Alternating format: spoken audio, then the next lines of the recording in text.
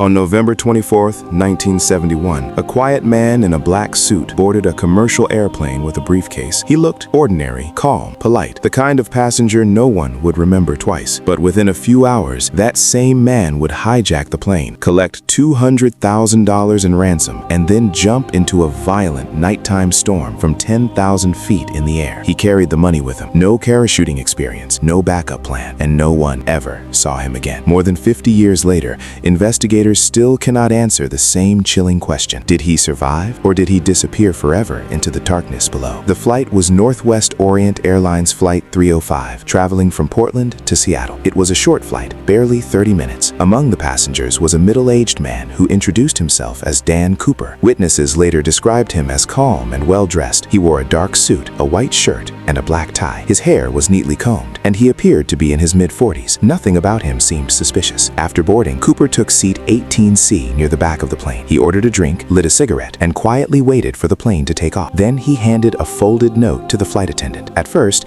she assumed it was a phone number from a lonely passenger. She slipped it into her purse without reading it. Cooper leaned toward her and spoke quietly. "Miss, you'd better look at that note. I have a bomb." The flight attendant unfolded the paper. Inside was a simple message. "I have a bomb in my briefcase. I want you to sit next to me." Just like that, the ordinary passenger became the most mysterious hijacker in aviation history. The attendant sat beside him as instructed. Cooper calmly opened his briefcase just enough for her to see inside. Wires, cylindrical objects, something that looked very much like a bomb. He explained his demands. He wanted $200,000 in cash, 4 parachutes, and a fuel truck waiting when the plane landed in Seattle. The pilots immediately contacted air traffic control. The FBI began scrambling to respond. Meanwhile, Cooper remained astonishingly calm. He drank his whiskey, he smoked cigarettes, and he politely reassured the passengers that everything would be fine. When the plane landed in Seattle, the ransom money and parachutes were delivered exactly as requested. The passengers were released safely, but Cooper wasn't finished. He ordered the plane back into the air. This time, only the flight crew remained on board. His new instructions were strange. He demanded the plane fly south toward Mexico. He ordered the pilots to stay below 10,000 feet, and he insisted the rear staircase of the aircraft remain open during flight. Outside, night had fallen. Rain and freezing wind battered the plane as it flew through the stormy sky. Inside the cabin, Cooper prepared for the final step of his plan. Somewhere over the dark forests of the Pacific Northwest, he was about to vanish. At approximately 8:13 p.m., something unusual happened. The pilots felt a sudden upward movement in the aircraft, as if a large weight had suddenly disappeared from the back of the plane. Moments later, warning lights indicated the rear staircase had been deployed. Dan Cooper had jumped into darkness, into freezing rain, into a wilderness of mountains, rivers, and dense forest. He carried the ransom money strapped to his body, but no parachutist could survive those conditions easily. The terrain below was brutal. Temperatures were near freezing, winds were violent, and Cooper had jumped wearing nothing more than a business suit and loafers. The FBI launched one of the largest manhunts in American history. Hundreds of agents searched forests, rivers, and mountains. They found nothing.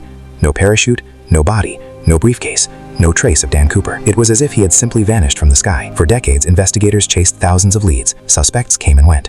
Conspiracy theories spread across the world. Then, in 1980, 9 years after the hijacking, a young boy made a strange discovery while digging in the sand along a riverbank. He found bundles of decaying cash. When investigators examined the serial numbers, they made a shocking discovery. The money came from the original ransom paid to Cooper, but only a small portion had ever been found. The rest of the money, and the man who took it, remained missing.